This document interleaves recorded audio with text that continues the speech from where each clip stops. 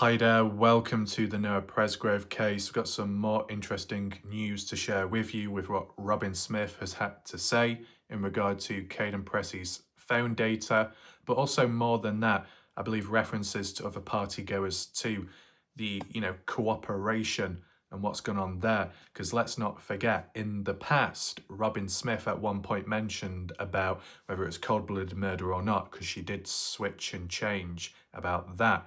But one thing she remained somewhat consistent with was not enough communication. It feels as if partygoers are hiding something, or they may know the truth, but they're not willing to open up and reach out. And whether they have done with others, or more so with police, cooperated there in interviews, when it comes to the victim's family, it just doesn't seem to be working out too well. But in fairness, that's what Robyn says. It might be what Ashley Chadwick says, but is it immediate family members? No, because not really hearing the mother of Noah Presgrove or the father talk about bad communication or being left in the dark. It's mainly the aunt and the cousin. And whilst they might be more familiar and just more vocal and active and have the backing from other family members to be on the forefront online, I understand that. When it comes to possible miscommunication with certain items of Noah, personal possessions, if they have been returned back, handed to family members, but the likes of Robyn and Ashley have been left in the dark about it and still believe items like that are missing, is there a possible chance that any information from police or partygoers was passed on down, communication made with some of the victims' family members, but it didn't include Ashley or Robyn, and then the victim's family hasn't shared that knowledge or information on to one another? Could there be a breakdown in communication there internally, or is it just more so an outwards one amongst partygoers and the victim's family? You can let me know what you think down below in the comments section, but welcome to those that are currently here during the live premiere. Share your thoughts and reactions in the live chat box on the right hand side of the screen. If you do want to share additional comments, thoughts and questions whenever or after watching the video, be sure to drop them down below under the video and I can respond back to them, just like how I'm going to respond back to some interesting, important comments from a video or two ago. I have catched up recently, but I do also want to acknowledge what went down last night and what some people are referring to. The video that I did last night was breaking news and extremely important along the themes of Kaden Pressy, more so the mum, Alicia Lee, an outright bold lie, and yet hard evidence shows what really went on.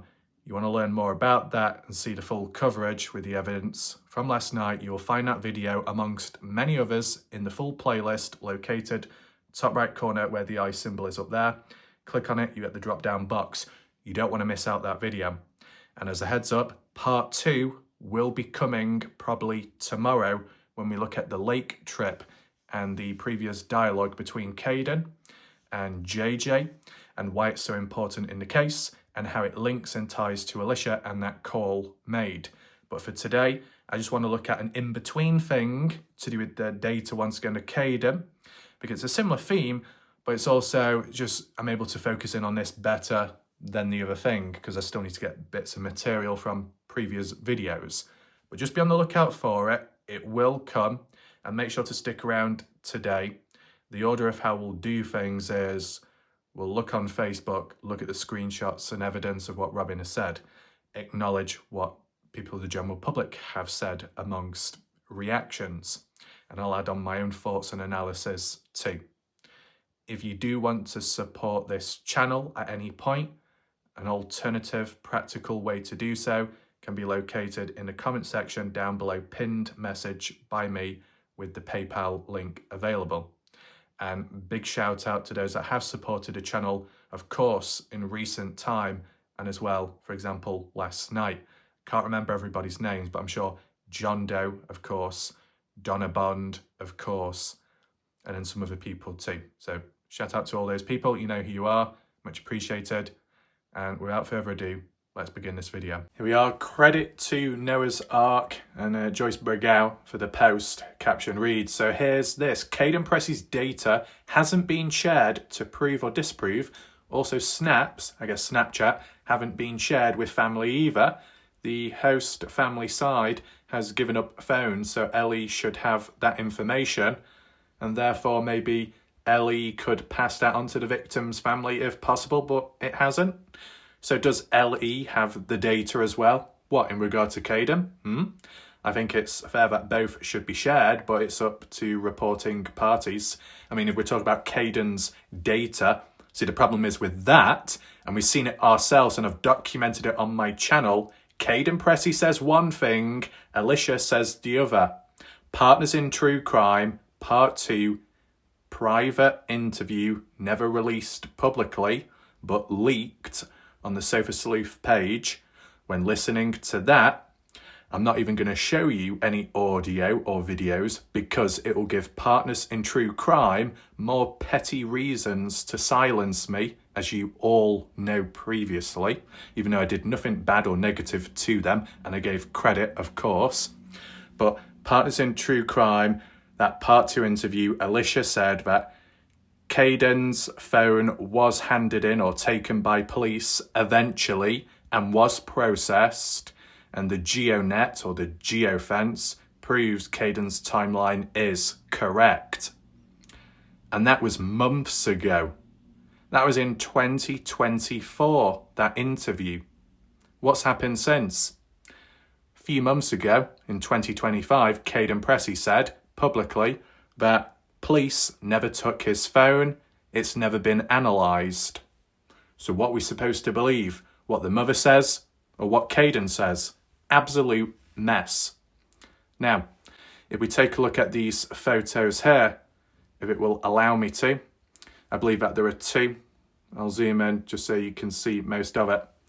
This is on the Justice for Noah Presgrove page. It does say 1 day ago, but this could be a little bit older. Nevertheless, this is what the family member had to say. Robyn Smith to Tim Daniel. The same could be said about Avery and Carter Combs. Why haven't Avery and Carter shared all these snaps or whatever pictures and videos with us? Fair enough. Has Avery and Carter shared their snaps and photos to the public? Maybe not. Not from my knowledge, or at least not the whole lot. I mean, when it comes to, let's say, the shower video, who was recording that? Carter was there, but was Carter recording it? Or was it Jasmine Millen? Who? When it came to supposedly Noah teabagging people after the shower, who was recording that? And the eating part with the ramen noodles and yogurt, who was recording that? If Carter was the one feeding Noah, was it Avery recording that? Makes me wonder. And in terms of the side-by-side rollover, the after event, or more so the event of flipping it back over on its proper side, on all four wheels, who recorded that? Was it more than one person? Did it involve Avery or Carter, or were they unaware of it at the time?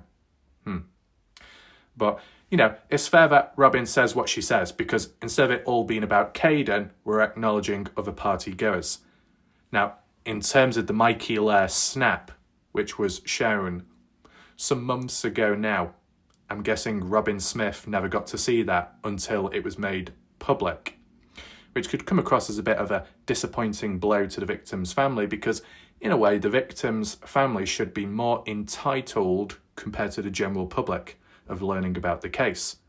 They deserve to know first, yet they found out second hand, or at the same time as us, which in regards to some things could be a bit frustrating. In terms of the white shorts and video footage of that, still not publicly shown at this moment in time, but as for Robyn Smith, maybe it's the same there for them. So what else do we have? Unfortunately, it's that black bar keeps getting in the way. It's kind of pissing me off. Videos with us, Noah's family. These people know that we are in pain, seeking answers in need of, and instead of showing us Noah's last moments and helping us to recreate his last movements, we are mocked. By who though? They have deliberately chosen to perpetrate our feelings of helplessness, our worries about what actually happened, and our grief out of some sick game of cat and mouse that, quite frankly, Brooke, Bounds, Carter and Stevie Howard seem to be enjoying. So if anyone knows the context, how long ago was this comment made by Robyn Smith? Because, you know, in terms of Robyn's mindset or thoughts of party goers, much earlier on, Robyn was sceptical and, you know, disappointed in the lack of communication. So is this still applied now or not? Quite frankly. Okay, so before you go throwing Alicia and Kaden under the bus, try talking to the people you are so cozy with about their twisted outlook and how to treat a victim's family. Right, so basically, Alicia and Kaden possibly have caused Robyn and Noah's family less problems compared to the, Combs family, the Newton family, etc. Is that the mindset of Robyn Smith? Or at least Robyn is saying, you know, if you're going to question Kaden Pressy and Alicia, don't be forgetting the likes of Stevie, Brooke, Avery, Carter, Jack, Jasmine, and anyone else in between. Acknowledge them as well. If so, I can understand that for the balance factor. But in recent time, with the cracks and the gaps back to back to back when it comes to Kaden or when it comes to Alicia, it's not been looking good whatsoever. When it's come to Alicia, at least, you know, in the early days, before that TikTok live stream with one crime at a time, and Alicia said she did not trust Kathy Bingham. She did not trust Noah's family whatsoever. It might have changed since, but it was still noted that, a level of caution. Has it improved since? Who knows? In terms of communication with Kaden Pressy and the likes of Robyn Smith at least, Robyn Smith mentioned the only way I heard about Noah wanting a lift back home, by someone at least at the party, and inquiring and wanting a lift, was learn online. Kaden Pressy had said he was a witness to overhearing Noah wanting a ride home and reaching out to different people, but Kaden could not identify those people. So Kaden being somewhat of a witness to that important event, and yet Robyn was never told privately or in the background by the likes of Kaden, that's a bit of unfortunate miscommunication or a breakdown in communication, don't you think? And of course, we can't neglect other party goers, but let me be honest with you. I am only working with what we've got, what's presentable, what's usable, and go from there. And because Kaden has been quite active and there's different interviews and the police one as well, which was leaked, there's just more to work with there and with Kaden's mum too. If other party goers were just as vocal, if not more, well then obviously I could spend more time questioning other people, whether that be the light side or the dark side. But it just hasn't happened since, because maybe some people control themselves better than others. Some people out there who may be deemed as suspicious or dodgy are not being as reckless as the innocent so-called people. So let that sink in as well. We will get onto the next screenshot if Facebook doesn't mess me about, because there's a little bit more down here. Zoom in just a second. Robyn, let's get rid of that bloody border. Sorry about that, it's just the border down below. Can't seem to get rid. Robyn says to Tim, Kaden Pressy's timeline has neither been proven or disproven. Please do not misconstrue my words to fit your narrative. I have never seen the data, but Kaden has remained steadfast in his timeline, and he does not strike me as someone who would just make this up just for fun. Hold on. Has Kaden been steadfast with it from day one all the way through? Depends how you look at it. Not quite. And because of Robyn's comment here, I might have to whip out that map project and that side-by-side comparison with times and details, what Kaden said from his private police interview 2024 June and his Partners in True Crime public interview of July, because there is a difference, and that's not good, is it? So we're going to go back over that shortly, and hopefully Robyn Smith sees it, because I don't know if these comments are old or new. The time of when the screenshots were taken were fresh at the time of the post being made, but that still could have been a while ago. So I will be comparing, putting into perspective. Don't be going anywhere, right? Tim Daniel says to Robyn, thank you. My apologies if I've overinterpreted.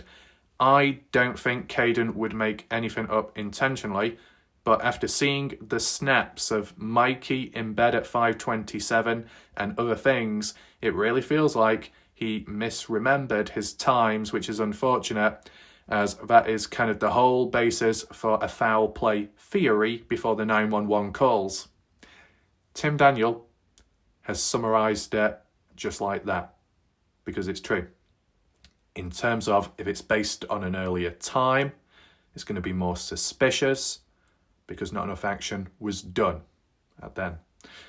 Tim also says, I hope there are answers soon, and I really hope they can at the very least share Kaden's information with you to back up Alicia's claim she had proof of the 521 time.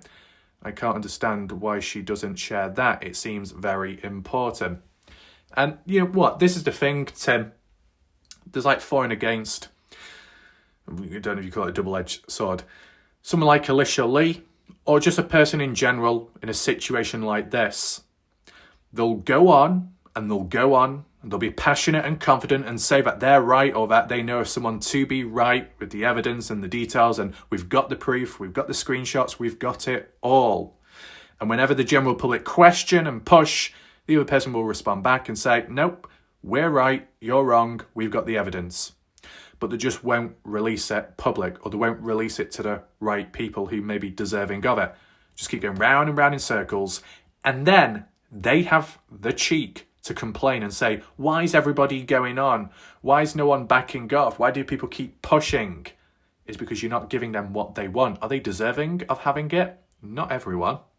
But those, like maybe the victim's family, are. A bit of a heads up there. See, even though it would be based off words and kind of like trust, if people had trust, at least in the victim's family, if Alicia could share what's needed to the victim's family, and then the victim's family could interpret it all and then give a thumbs up or a thumbs down and say it's true or it's false, not share it with the general public, but just share a general statement saying, hi, we as the family have seen what we've been shown by Kaden or Alicia, and now we can confirm it's true or it's false. Just that little heads up would probably please a fair portion of the general public, and that would be good enough. But is it going to happen? Doesn't look like it. But what does what do commenters think about it? And we go down here. Hopefully, I don't know, is it a bit too zoomed in on screen? It is, but it won't let me adjust it. Typical Facebook. Well, there's not too many comments, so it won't take too long. Sherry says to Brooke, I think anger is a step in grief, and that's part of what her response shows. My hope is that as answers are found and truth are revealed, it will put a balm of peace on the hearts that this case was hurt. I can't imagine losing my son that way. Brenda, I know Tim Daniel was upset over a comment made on the Justice page, but good did come from it. Everyone who has read it knows for sure Noah Presgrove's family has not seen Kaden Pressy's data. Brenda also says, in my opinion, all information, pictures, etc. should have been shared with the family from the very beginning, not in the court of public opinion, also known as social media. I feel bad for Tim because I've witnessed how hard he's working to prove facts for Noah and his family. Well, there we go. We've got Mike Johnson. Shout out to him.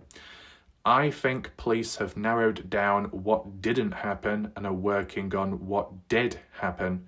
If it were Noah's friends, I believe it would be solved. They have the geofence and are trying to figure out what happened on that road.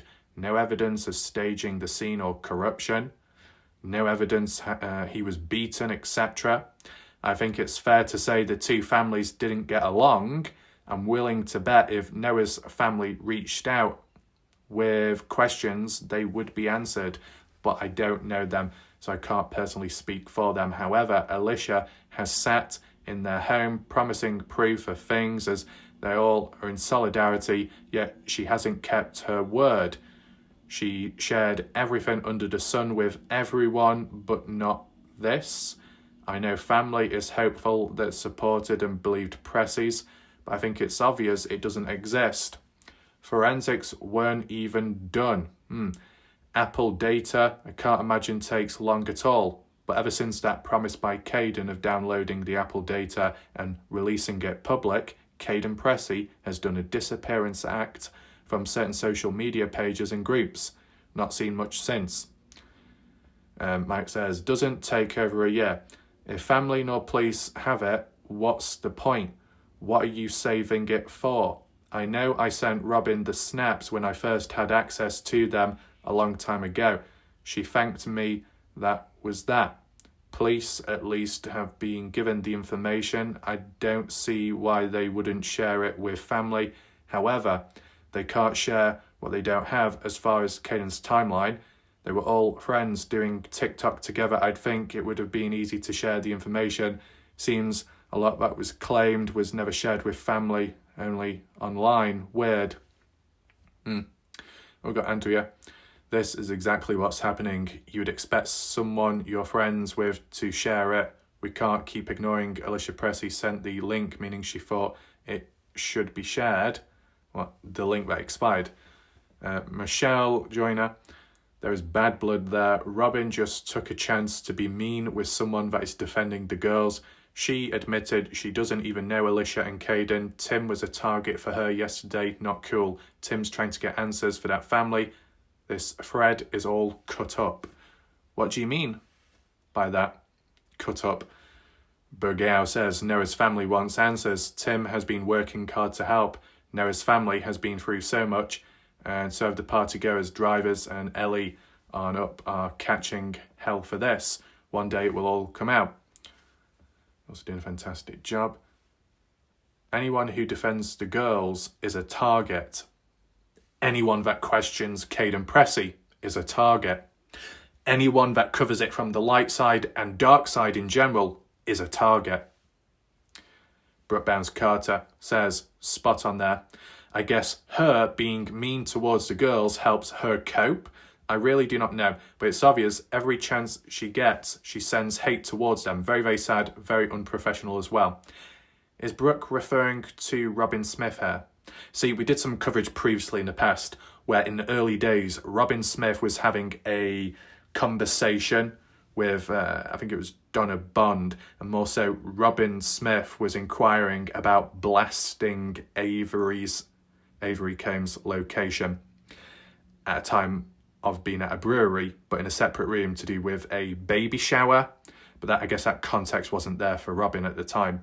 And with it being so early on and emotions being raw heat at the moment, not thinking, but it just didn't look good. But then there was that other reference, a supposed event in which at a football game of some sort, Robyn Smith being present, but also Carter Combs was too, and they got into a bit of a scuffle, verbal war of words, etc. But Robyn Smith responded with an update and said, never happened in that way. And it was more so Carter that was doing the talking and being verbal and ended up walking away. So, weird times. Brooke says, for your information, we have reached out to the family, I guess the victim's family. We want this solved. We want this solved for Noah to get justice and for the people that loved him. Stevie Howard, above all people, know what it's like to lose a child. She wouldn't wish that on her worst enemy. No one enjoys this. It's absurd. Also, OHP were given the snaps immediately. So do the snaps include the shower video, the side-by-side flip over in which Kaden and a knee brace is shown on camera? Noah teabagging, Noah being fed, Noah wearing the white shorts. Is that all the never publicly seen before material which is in the hands of police and can't be released yet, supposedly? Robyn claims she is very close with them. I'm sure they would give them to her as well. Okay.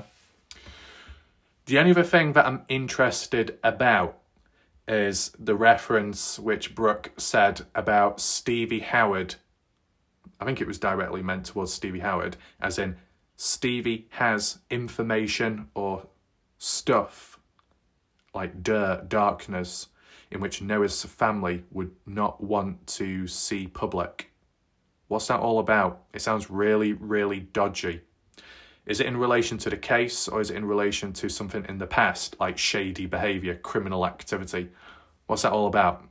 Never really got down to the bottom of it. And then Joyce Burgow says, thank you for responding.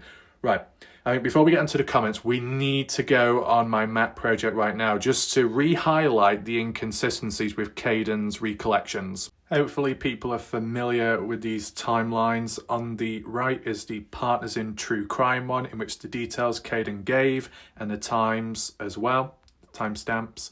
Then on the left was the Private Police one. And there were some inconsistencies along the way. It doesn't have to be all about the 5:15 timeline. It can be about timelines before that. It can be about events within the timeline in which times weren't actually mentioned. If we talk specifically about 5:15 being consistent, would that be true? At least for what Kaden has said, yeah. But in terms of the timeline, what happened before that, not quite consistent. And a timeline by a person who was at an event, at a location, you might be consistent with the mid-section, the mid part of a timeline, and maybe onwards, but do not forget the beginning. A timeline is from start to finish, and in between are the midpoints. Start, middle, and end. So whilst Robyn Smith might be going on about, well, Kaden has remained steadfast on his 5:15 timeline, it's not the be-all and end-all of the timeline. 5:15 is not the beginning, is it? Kaden Pressy's timeline starts much earlier on in the day. It's the first time that Kaden gives, which is the important part, the beginning, if you want to call it like that. It doesn't have to be the time of the beginning of the news of Noah's death. It should refer back to the beginning, the start point of when things were unfolding, maybe on the day when people were settling down or people were going elsewhere or when Noah was walking off, things like that. And just to go back over it very roughly, Kaden Pressy arriving on the Saturday, okay, seems above board. Sunday, going to Warwick with friends for breakfast. Returning to party with girls only. Afternoon, shooting animals with Noah. The reason why it says in brackets same is because that's consistent with what was said in the police interview. Returns to the house after that when it goes dark with the guys. Overheard Noah Presgrove wanting a shower Sunday night. At 10:30 p.m, his cousin arrives. Kaden Pressy sobers up. Noah Presgrove asked Kaden Pressy for a lift home, but Kaden Pressy was referring to a different point in my live chat, actually. Kaden said he didn't actually see who Noah was asking us for other people for a lift home. Rather interesting. 2 a.m, Kaden Pressy said he went to sleep. 2:42, Kaden Pressy wakes up because of Alicia calling. And what we know now, in recent time, that is true, what Kaden says at 2:42. Because Alicia Lee's phone call records show at around 2:42 is when she made a call to Kaden Pressy. So that's fine. That's okay. But Kaden saying he went back to sleep at 3 a.m, that's unknown of. Yeah, but this timeline's all consistent, isn't it? Not quite. 5:15, that might be where it's more hammered in. But things before that, not quite consistent. Because other details such as Saturday, close friends only at the party. Sunday, 30 to 40 people all present on the same day, as what Kaden said in his own words. How does that link to the private interview by police 1 month before? Well, Kaden Pressy said he arrived at the party on Friday. And you could say, well, Kaden was a bit unsure when he actually arrived at the party. And then the police guy, the interviewer, said, oh, you probably would have shown up on a Friday, you know, because it'd been at the very start. And Kaden said, yeah, I did show up. So you could say there's a bit of an influencer effect there, which is very unfortunate, and some could say not professional. But Kaden Pressy did go along with it and said, Friday is when I arrived. So Kaden says in Partners in True Crime, he arrived on the Saturday. In the police interview, he says he arrived a day before on the Friday. That's a major difference. And you know why that's major? Is because if you're talking about the entire timeline of when you first arrived and however long you stayed there for, and the events that followed over the nights and days and afternoons and evenings with times associated too, the longer you were there for, the longer and bigger the timeline is going to be. If Kaden was there on Saturday onwards, that's when the timeline begins. But if Kaden says he was there on Friday, well, you got to go back a day and add details on from there, making the timeline even longer. But we never really hear about Friday, not really from anyone, which I find a bit odd. Kaden Pressy said in the police interview that on Saturday, Noah Presgrove wrestled Mikey Lair outside. Now, granted, the event was consistent with what we've heard of since. The problem is, Mikey Lair was nowhere to be seen on Saturday. He arrived Sunday, along with Noah, supposedly. So why would Kaden say Mikey was at the party on Saturday when that's not true? Maybe it's a mistake. Yeah, a couple of mistakes. That can have a knock-on effect. No time given, but the day incorrect. Problem, isn't it? That when it came to the Brylan Sweat slapping Noah Presgrove video in which Kaden Pressy was recording himself, so technically he should know the timestamp or at least have the material of it, Kaden Pressy quoted somewhere, at least, whether it be here or in a video or a comment, Kaden Pressy said that was at 1:30. I was consistent with that for a long time. The general public told me off and said, no, actually, it's about 1:05 in the morning or so.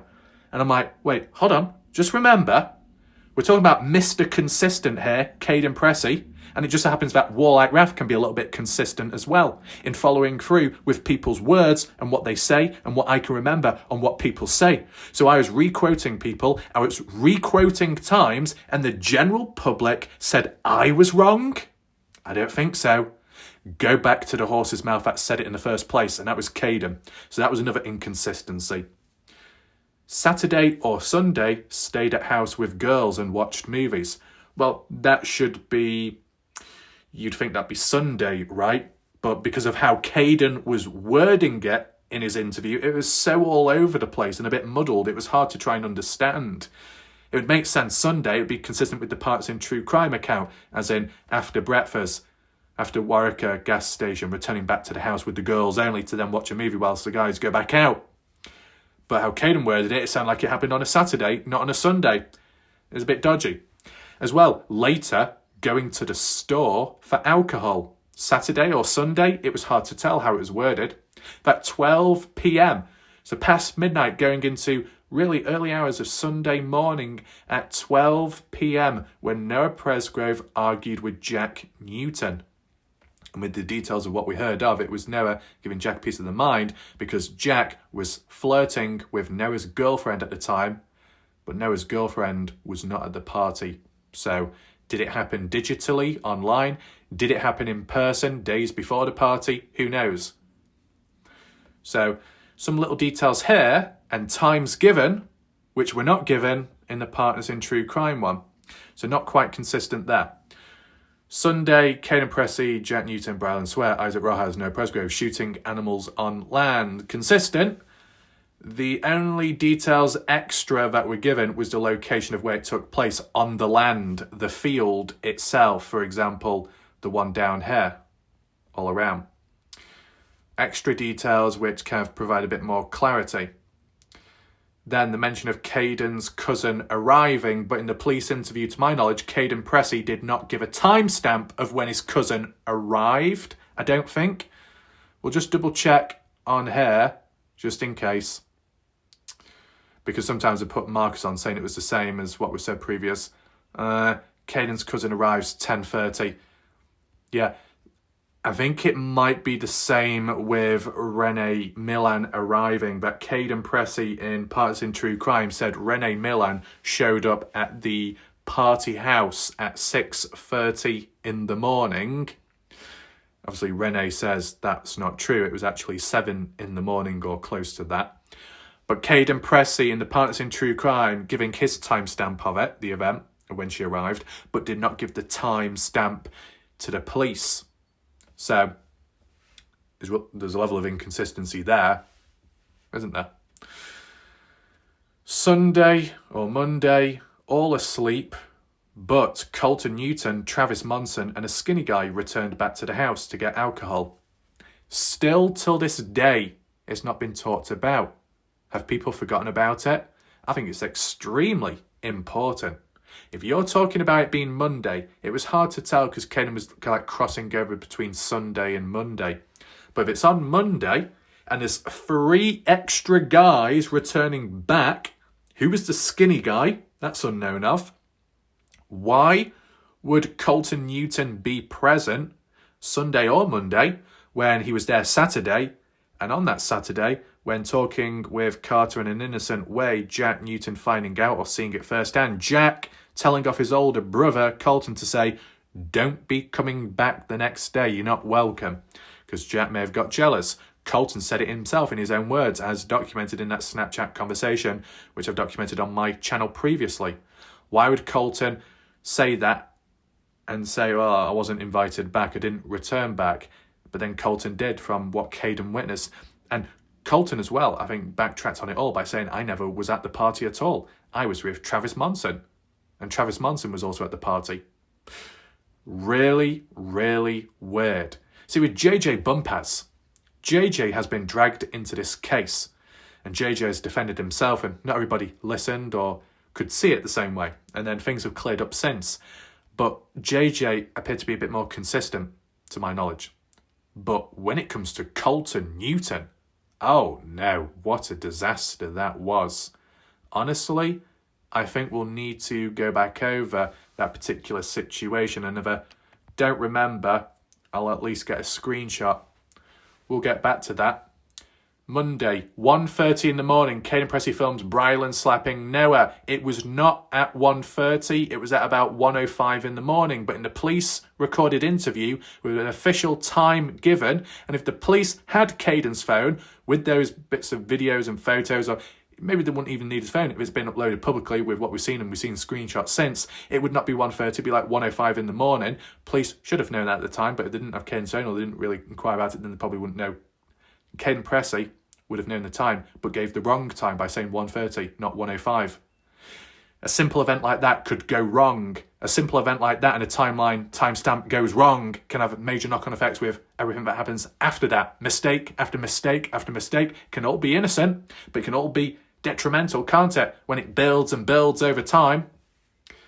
And, you know, people could say, am I being too hard? Am I being too focused? Am I being too critical? Well, it's only like how I can be very hard on myself. So I torture myself enough in terms of criticising and this and that. So it's just the way I am. But furthermore, it's only because there is more to work with here with Kaden than there is with other partygoers, because other partygoers haven't had their interviews leaked or revealed. Should they be? Well, it's probably not above board, but it would help in learning, of course. But will it happen? No. Moving on. That the timestamp of the side-by-side rollover, which Kaden mentioned in the private interview with police, but not on Partners in True Crime, that it was at 2:40 in the morning, the rollover. That Noah Presgrove was hurt, and Kaden saw a video or a photo or screenshot from a video. But it was at a later point, on a different day. No identity revealed as to who showed it to him. Now, if it was at 2:40, but it's confirmed that Kaden was woken up by Alicia's call, as we've seen, at 2:42. And for Kaden to wake up at 2:42, around that time to notice Noah was by the side of Jack and Jasmine near a beer pong table. What, a 2-minute time difference at the side-by-side rollover to then Noah magically appearing inside of the house like nothing went wrong and in no desperate need for a wash? makes it hard to believe. So whilst the 2:42 timestamp is correct, are the events and recollections of what Kaden saw at 2:42 correct or not? If they are, alongside with the timestamp, then likely it means that the 2:40 timestamp of the rollover is probably not true. Just because it seems hard to believe that in a 2-minute time difference, Noah can go from one place to another and there's no rush for a wash. Just my thoughts, at least. Let me know what you think. Some additional times here, but they're a bit overlapped for some reason. But anyway, 2 minutes later, Alicia calls, Kaden woken up. Yeah, 2:42. That's the same. Jasmine Millan and Carter Combs washed Noah. Kaden was told about that after 6 in the morning, I believe on the same day, which is an interesting detail. 3:20 in the morning, Kaden Pressy assumes he saw Noah Presgrove alive at 3:20. Right, assumes, meaning Kaden Pressy did not actually see Noah present. Just like how Kaden Pressy said he didn't actually see who Noah was reaching out to earlier on when inquiring about having a ride home. But how it was worded in the early days originally was, well, Kaden saw this and Kaden saw that and I saw this and I saw that. And then later, oh, but by the way, I didn't actually see that. I just assumed, I just presumed, I overheard instead. So, not strong enough. 3:41, Jasmine Millan's shirt was wet from the snap. I made that observation myself, but Kaden added in too. 5:15, consistent there as in the Parts in True Crime one. But as you saw me go through it, and the 6:30 with a question mark because the actual time wasn't given, but the details of who showed up besides Renee, which was the husband, and Stephanie Millan, a party girl, and Stephanie's boyfriend arriving, that Friday to Saturday there was 40 people and Sunday there was 15. Sunday 15 people, yet in the Partners in True Crime interview, Kaden said on the Sunday there was 30 to 40, double, if not more. So I'd say there's some major problems there, not quite consistent. The highway timestamps mainly the same, which is a positive, but it's just not good enough in my opinion. I think they were like separate time markers. So let that settle in just for a bit. We're going to head on over to the YouTube comment section of other themes, but still to do with Kaden, to do with Alicia, and the video I did last night, and see what went down in the comments, what people actually thought about it all. Let's take a look at the bottom and work our way up to the latest comments. There's not as many here. My video has only been out from last night, so more people could comment later, but I just thought I'd catch up quickly. We've got Larry. Hello, everyone. Welcome. We've got +1, of course. Tammy, Raf, I hope you do a video about what time Trent and Justin's nephews left the party. And what time did Ace text Donna and tell her Noah was dead? Was it before the 911 calls? Yeah.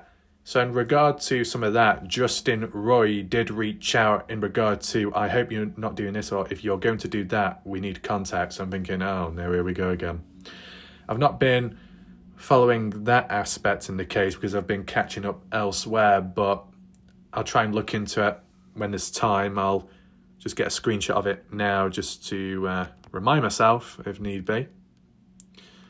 We've got Michelle Brummett. Well, thank you, Raf, for delivering another great informative video. I appreciate that. Big shout out to Michelle Ray Brummett.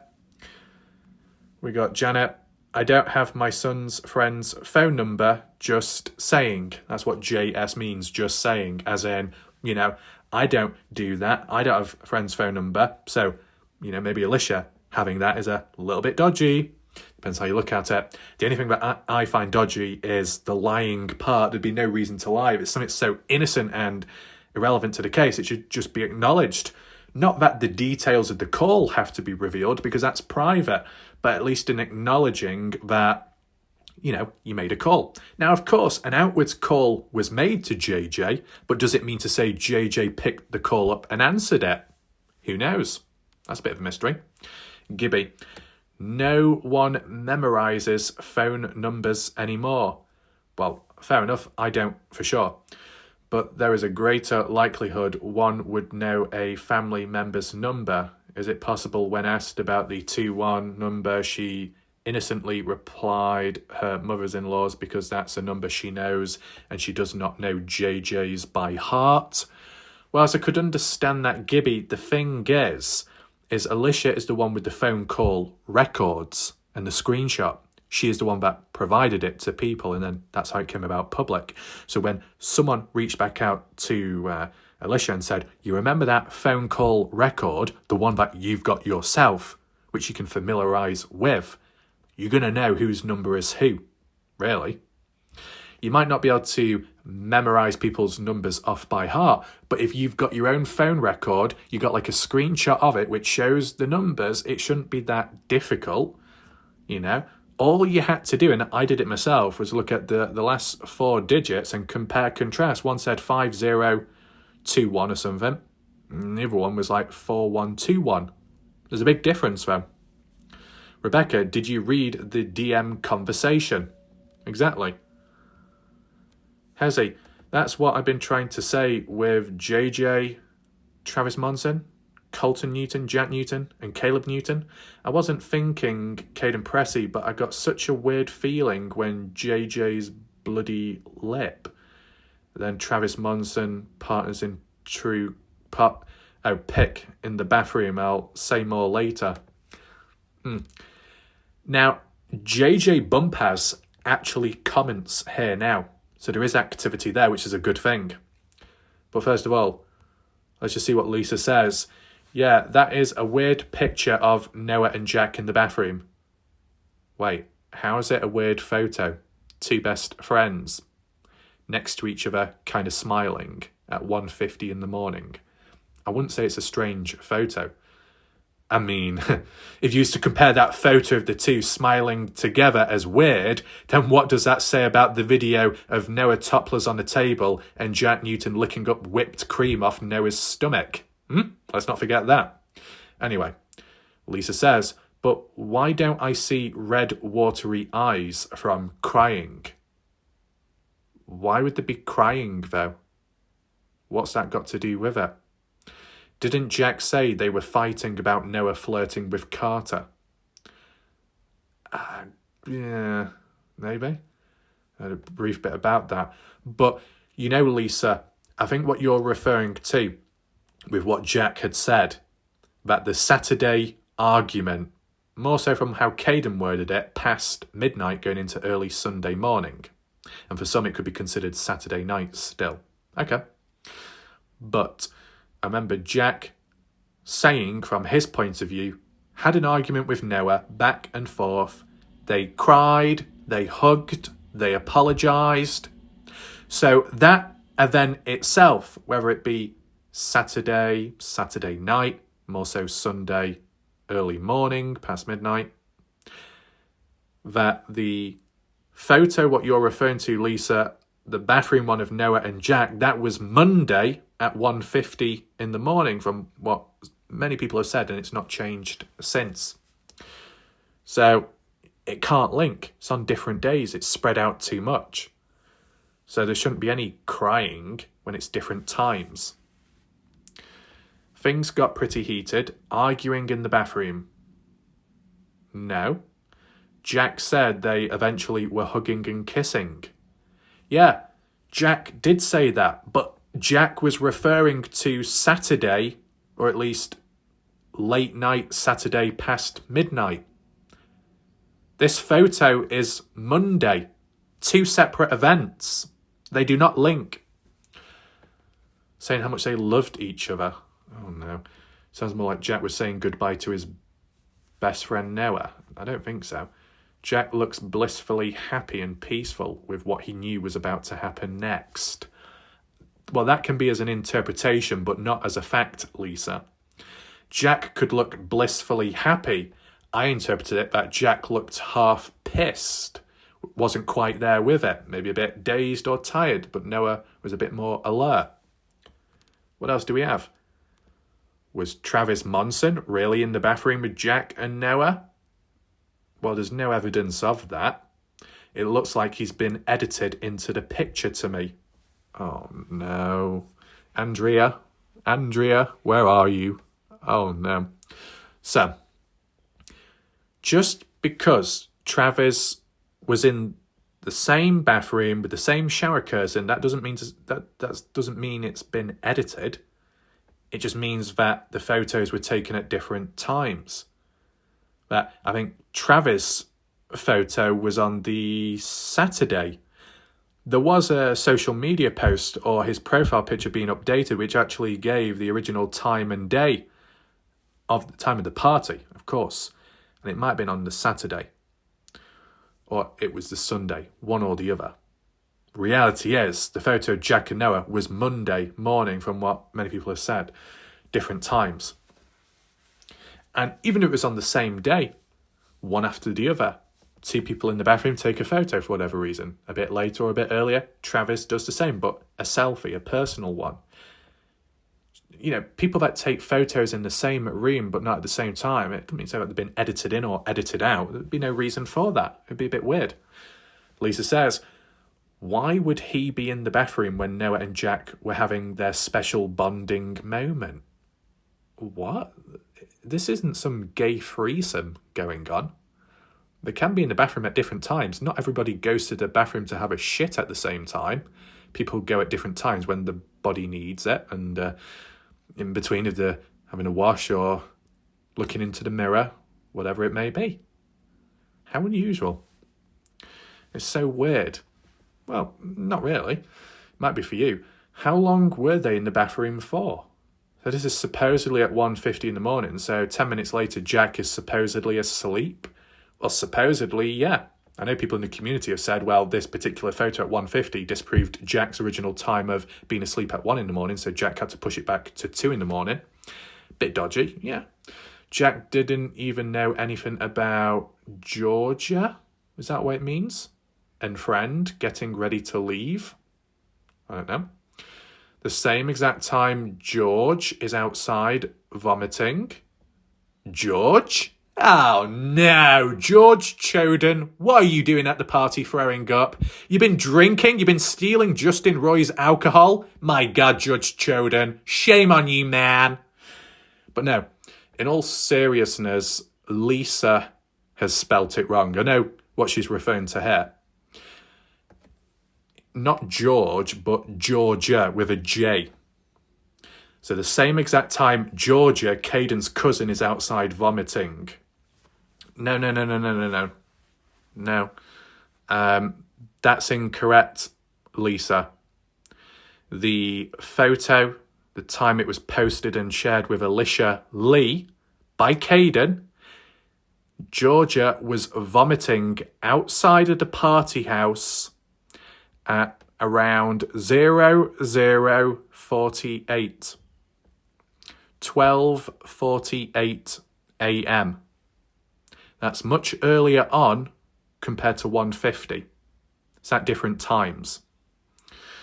Kaden contacted his mother at 1:50, saying Georgia doesn't like alcohol. That's incorrect, Lisa. Kaden did not contact Alicia at 1:50 in the morning, because by 1:43 or around that's when Alicia actually made the call to Georgia's mum, Melissa, about Kaden not picking up and being separate from Georgia, when Alicia earlier urged Kaden to follow Georgia around the house after 12:48 in the morning at 00:48 Monday morning.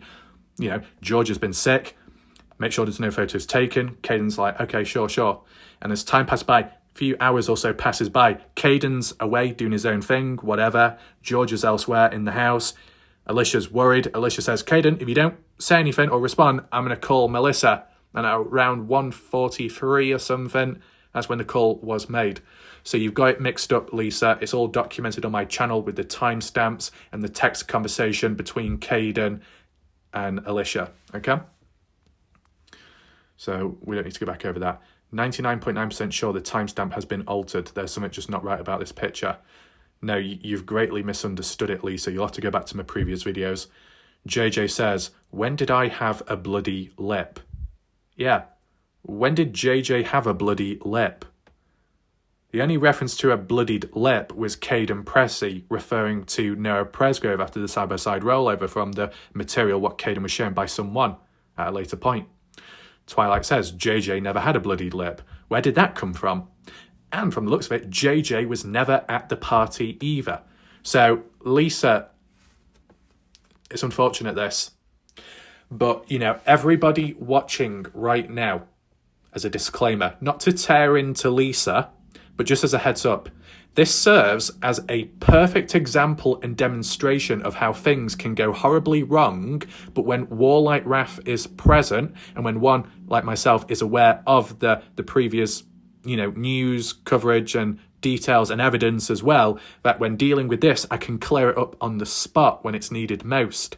That an example like this is what could have happened in the past on the army page, case discussion page. People that word it wrong, get confused, and others who get a bit erratic and a bit overly emotional and go completely off the deep end and it's all a complete mess. But if I was present earlier on and how I've responded here compared to what I could have done earlier on if I was present early, I think things would have been a lot clearer and not as messy. So just serve that as like a little demonstration. But Lisa does say, I love you, Raf, but why isn't it huge breaking news every time Jack or Caleb or Avery get caught in a lie? But how many times have Jack and Caleb or Avery got caught in a lie since? Because they've been pretty quiet. If they've been pretty quiet since, well then there can't be any coverage or breaking news.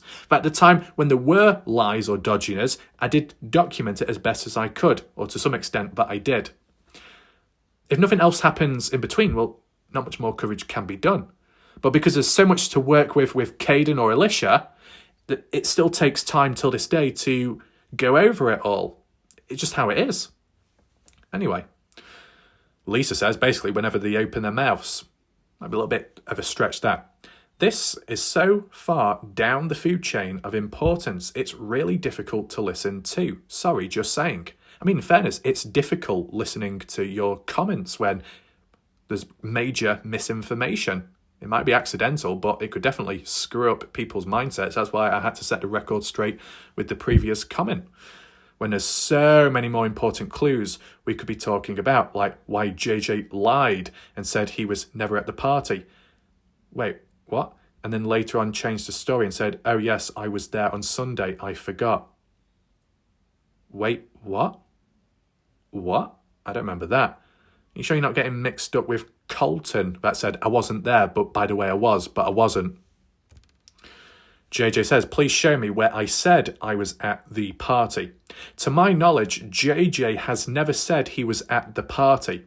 He said he's not there, he wasn't there, he was doing other things. I think fast food, buffalo wings or something elsewhere. But it was people in the community, Vanessa Salazar and other members, other humans and different genders that brought JJ's name into it all. And I think Dina Rose as well at the time. So that's unfortunate.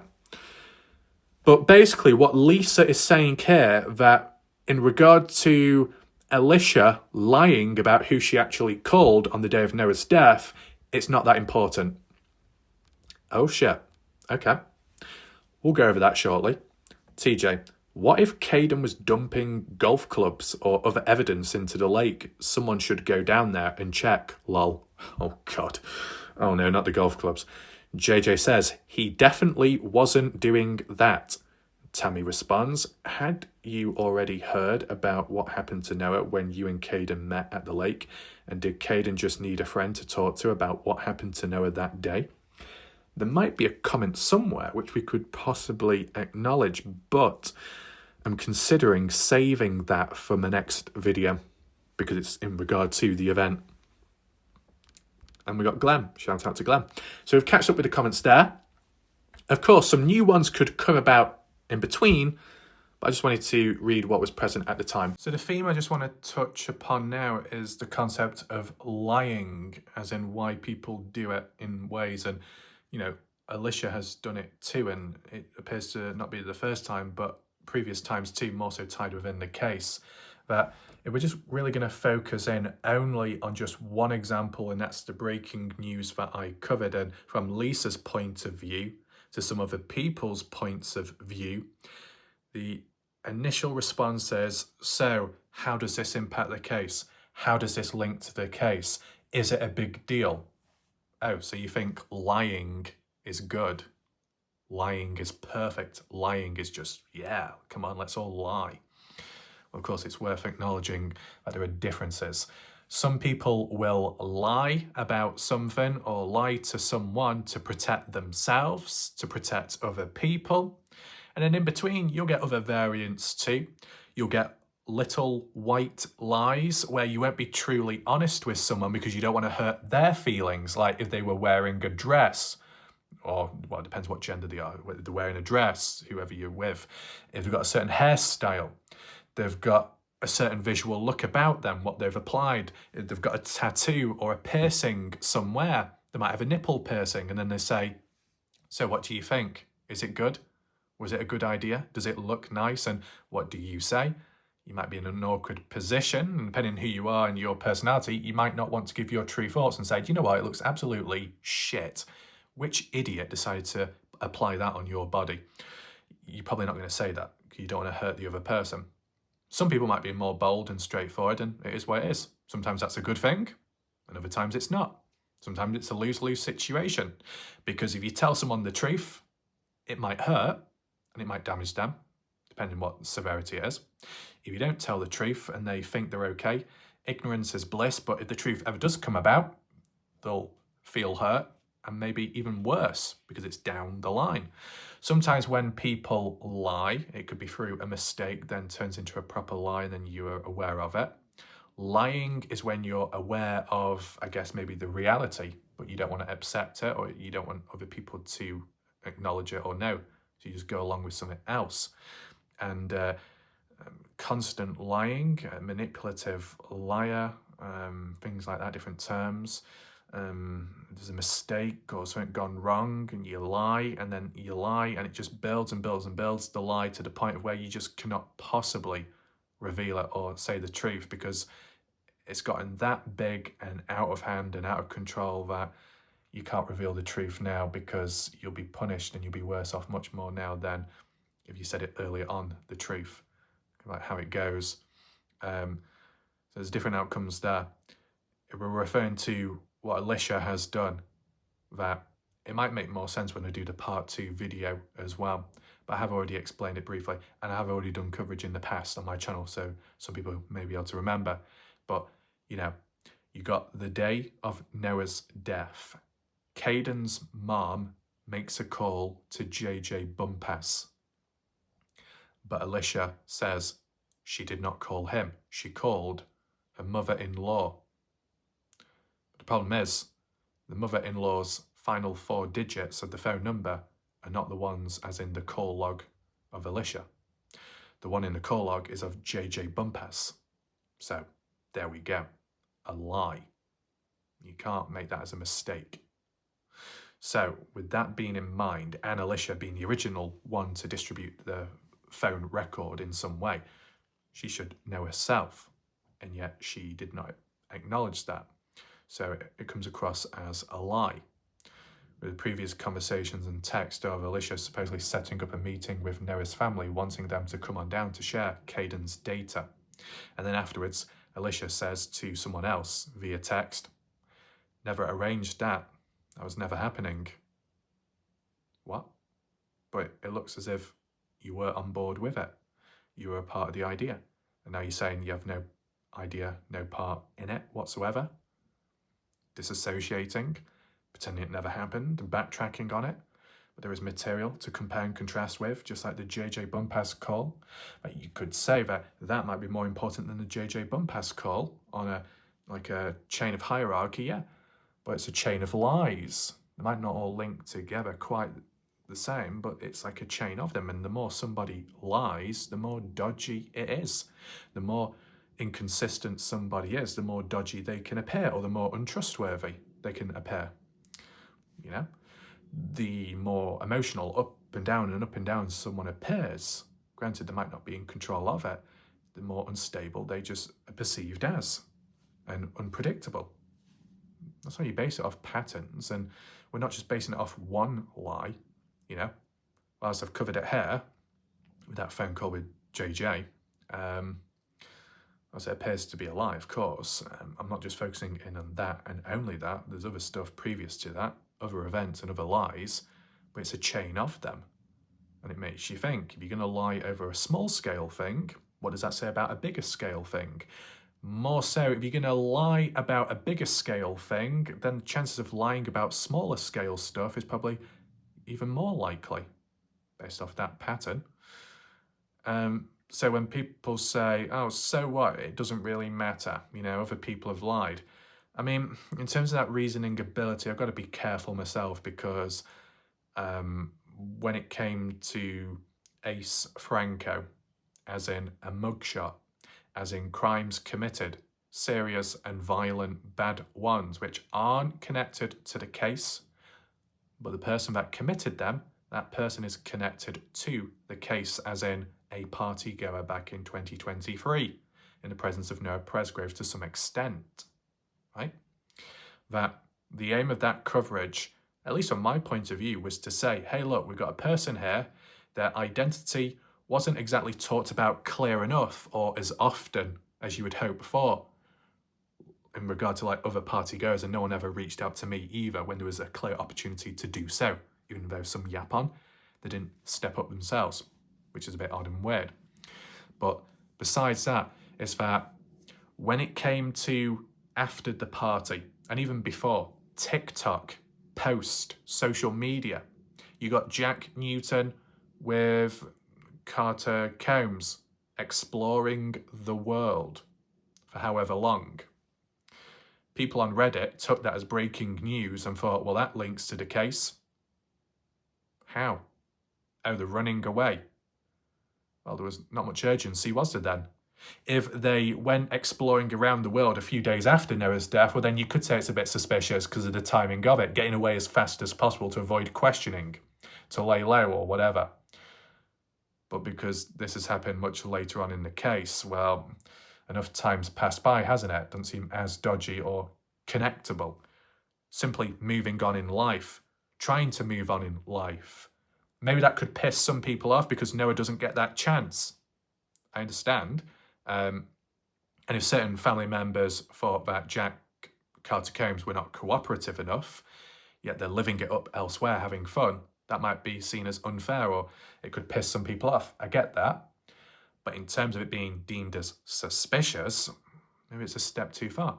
But then like with more so Avery, when it comes to her TikTok page, people were really focusing in on that area with video compilations of parties and times with friends and memories which weren't actually to do with the location of the party which Noah attended. It was to do with other stuff at different times.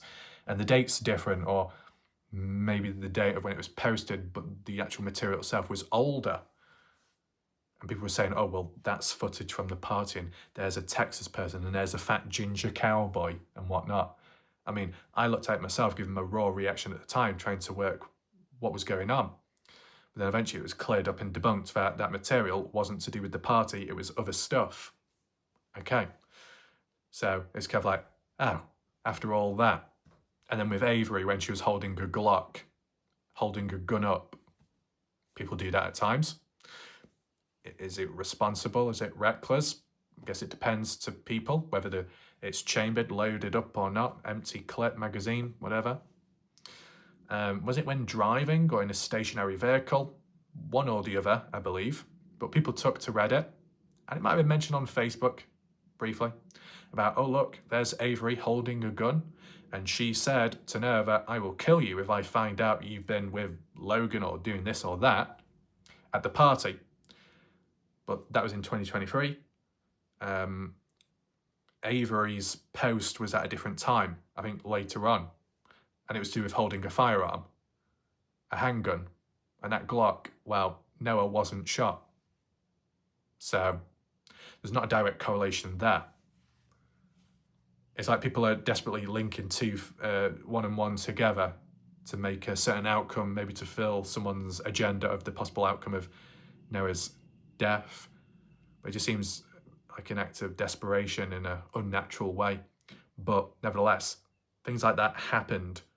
So people should be entitled to be able to say, well, look, we've got Ace Franco here doing violent, dangerous crimes. Is that the sort of person you want to see at a party around Noah Presgrove who ended up dead under certain circumstances, which could be vehicular related at least? And to some people, battery, physical. Well, that's what Ace got involved with at a later point. And people didn't understand what I was getting at. People were still yapping on saying, well, these crimes aren't linked to the party. But this person is. And maybe not then, but more so later, what they became capable of. Any link. And the main feature, as I was saying, was the double standards. It's okay to look at Avery, it's okay to look at Jack and others in negative ways, suspicious ways first, but anything else after that, looking at Kaden, looking at Ace, looking at others, oh, that's not allowed, that's not acceptable. But then it means it's one-sided.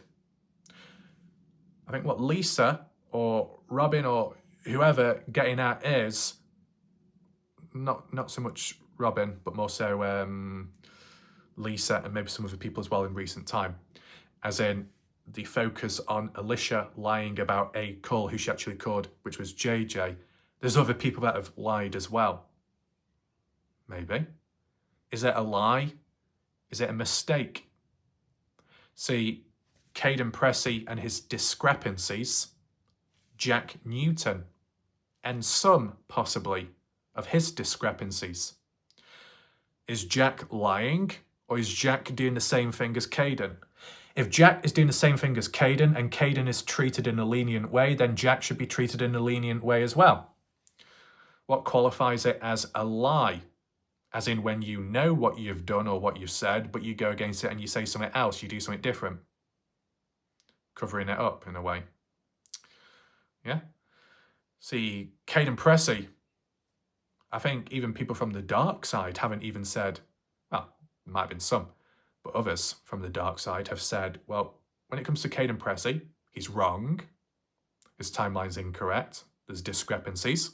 But it doesn't mean to say he's lying. He might just be mistaken. He might be confused, etc., etc.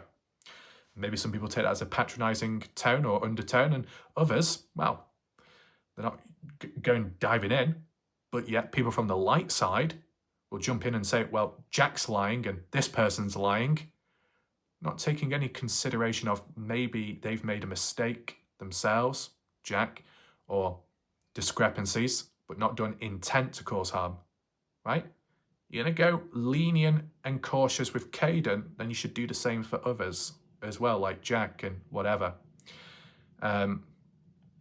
How has there been a spreadsheet or comments with full context, not just half of it, like some? Is there any of that presented which shows the likes of Jack, Carter, Avery lying and it's crystal clear? Is there bullet points? Are there screenshots? Are there comments? If there are, maybe do a post about it. I'll take a look. I'll compare, contrast. I'll be critical. I'll dig in.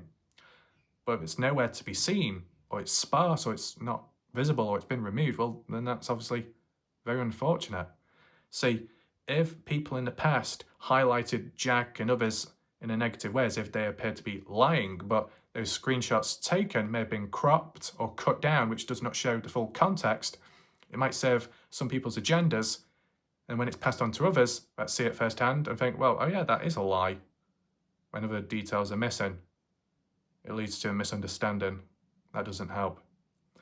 Now, in terms of my thoughts, once again, which I'll bring back in, for Alicia to lie about who she actually called, and considering that JJ is supposedly linked with Kaden, not at the party, but after the party, and meeting up together for some alone time, maybe as a distraction, maybe it's harmless. For Kaden needing a friend, someone to talk to, that's understandable after what's been witnessed. Well, if it's that innocent, there is no need to lie. An innocent call made by Alicia, concerned about her son Kaden. Where's he at? Is he coming back? Is he with you, JJ? Maybe. Maybe that's the conversation. If it is, there's no reason to lie. But if you're lying, what are you covering up? What are you hiding? Who are you protecting? Did Alicia call JJ because she couldn't reach Kaden? Because Kaden's phone was off, or Kaden left his phone elsewhere? Did Kaden, when leaving the party house, go back to the Pressy household, or did he go straight on to meet up with JJ? Kaden says in his interview it was around 8 to 8:15, after dropping off Bryla, Mikey and Isaac, then going to his place of living at 8 to 8:15 and then telling his parents the news. Did he actually do that? Can it actually be backed up with hard evidence, his phone data, like 5:15, or what? Or did he meet up with JJ? Now, if JJ at any point can provide a rough time in regard to when he or when Kaden met up with him on the Monday, possibly, that would be appreciated. And if JJ could acknowledge himself whether he answered the call of Alicia at 10:59, that would be interesting. Leave a comment down below if you can. And last but not least, in terms of Justin Fiorillo, no, I mean Justin Roy, same person, he apologised last night for his erratic, incompetent behaviour. However, there were some screenshots elsewhere where Justin was still speaking behind my back like a little gobbling gremlin on Facebook. Bit cowardly. I'm disappointed in you, Justin, but I'm not that surprised based off how you've behaved in the past. So Justin Fiorillo, continue on whining. That's what some of the light side tend to do, and throwing the toys out the pram, and yeah, keep it going. That aside, hopefully other people found the video somewhat interesting. I will follow up on other stuff tomorrow or the day after, don't worry about that. You want to catch up on recent coverage, as said, I symbol there. Want to leave a comment, share your thoughts down below. If you want to hit the like button, share, that'd be much appreciated. Hopefully more people see this, and I'll see you next time. My name is Warlike Wrath. Goodbye for now.